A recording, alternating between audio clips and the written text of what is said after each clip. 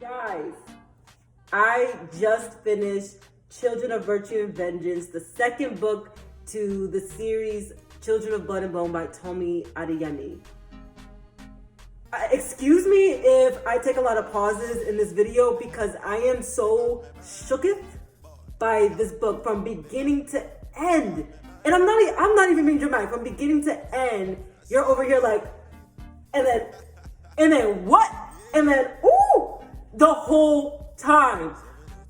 I mean, Tomi Adeyemi's ability to incorporate social issues like racism, classism, colorism in this fantasy story about this imaginary culture in Western Africa while still incorporating actual Western African culture is unbelievable. So when people say that she is the next J.K. Rowling, I would say she definitely is in her ability to create this world with such vivid imagery and to be able to incorporate magic and real worlds in one amazing masterpiece. Yes. And then I would also say, no, she is not like J.K. Rowling because this is a story that is her own. It is definitely something so unique. It is a Tomi Adeyemi story, not a kind of sort of Harry Potter story, not a kind of sort of Hunger Games story. It is a Tomi Adeyemi story.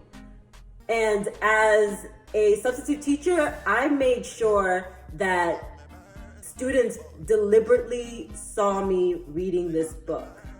All right, I made sure that Black and brown students saw me reading this book because I believe that Black and brown students need to know there are books out there for us that show us in all of our nuances, in all of our diversity, from people being super wealthy to people living in poverty, to people who have been abused, to people who love differently, to people with all types of different magical abilities, to different hairstyles, skin complexions.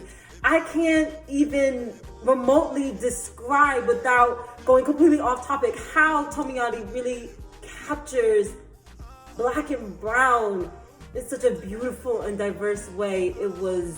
There were parts of the book I honestly was almost brought to tears.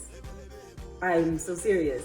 So if you haven't read Children of Blood and Bone, which is the first book, you need to read that book. It's just as beautiful as Children of Virtue and Vengeance. And when you read this book and when you get to the end, which left me extra shooketh, let me know.